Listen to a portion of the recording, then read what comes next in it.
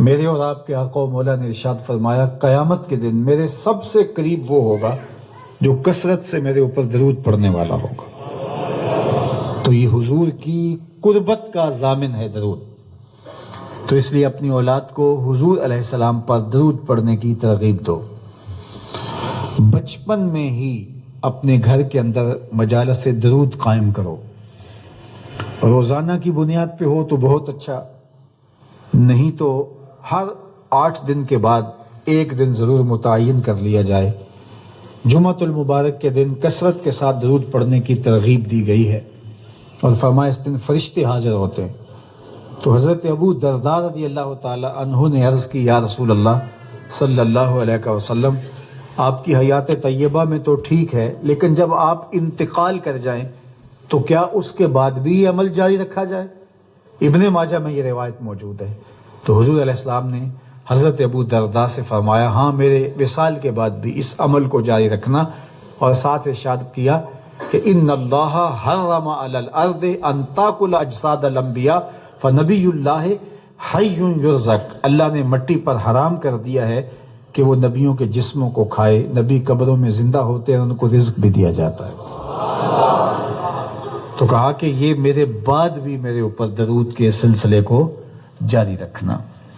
تو ایک مومن تو درود کے ساتھ جڑا ہوا ہے، وہ تو درود کے بغیر دن گزار ہی نہیں سکتا، الگ سے نہ بھی پڑھے تو اس کو نماز کے اندر درود پڑھنا ہی ہوتا ہے۔ درود ابراہیمی تو نماز کا حصہ بنا دیا گیا، اور اس کو کثرت کے ساتھ درود پڑھنے کی ترغیب دی گئی۔ تو درود ایک ایسا وظیفہ ہے کہ جو اپنی زندگی میں جتنا زیادہ شامل کر سکتے ہو اتنا زیادہ شامل کر لو۔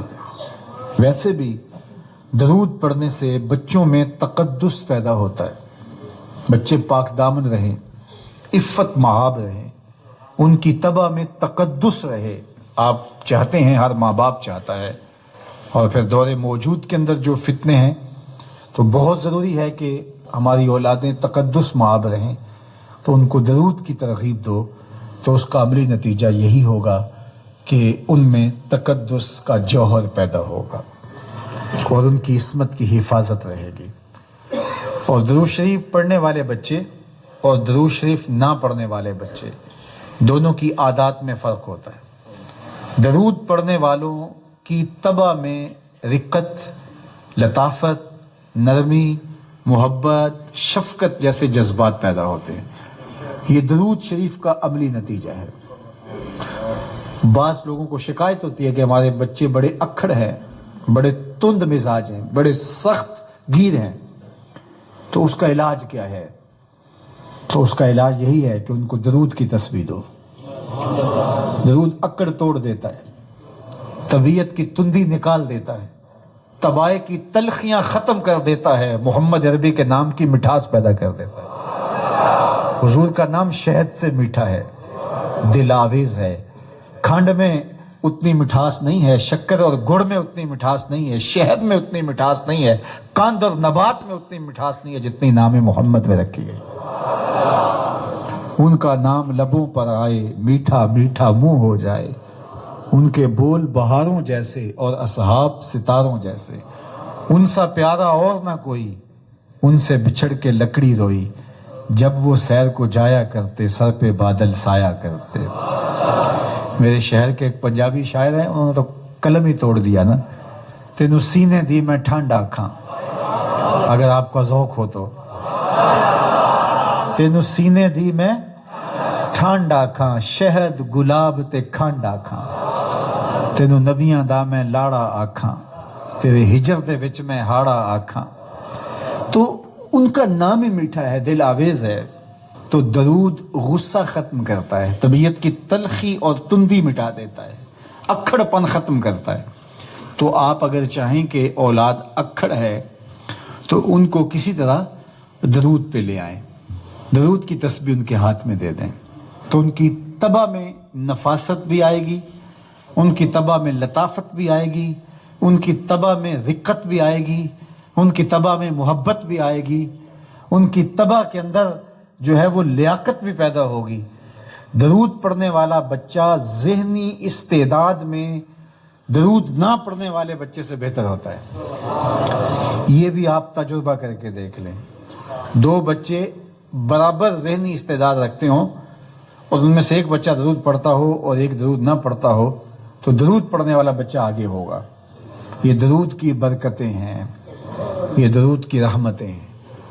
تو درود کثرت سے پڑھنا اپنی اولاد کو سکھائیں گے. ہفتہ روزہ آپ محافل کا گھر میں انعقاد کر لیجئے اور اس میں صرف دروشی پڑھ لیجئے, تو انشاءاللہ اس سے آپ دیکھیں گے کہ اولاد کو اس کا فرق پڑتا ہے. یہ تربیت کا ایک آسان نسخہ ہے اور یہ وہ وظیفہ ہے جس سے تھکن نہیں ہوتی. یہ وہ وظیفہ ہے جس سے طبیعت میں تلخی نہیں آتی. کہتے ہیں وظیفہ میں نے پڑھا ہے تو وظیفہ پڑھتے پڑھتے میری طبیعت میں یہ ہو گیا ہے. وہ بعض کہتے ہیں وظیفہ الٹ پڑ گیا ہے. بڑے وظیفے الٹ پڑھ سکتے ہیں لیکن درود الٹ نہیں پڑھتا. درود ہے ہی سیدھا, یہ الٹوں کو بھی سیدھا کر دیتا ہے.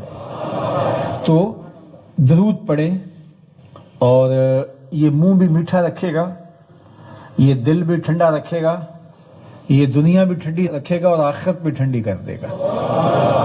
درود چراغ بھی ہے, درود کستوری بھی ہے, خوشبو بھی ہے, مہک بھی ہے, شہد بھی ہے, گلاب بھی ہے, کھنڈ بھی ہے اور سینے کی ٹھنڈ بھی ہے.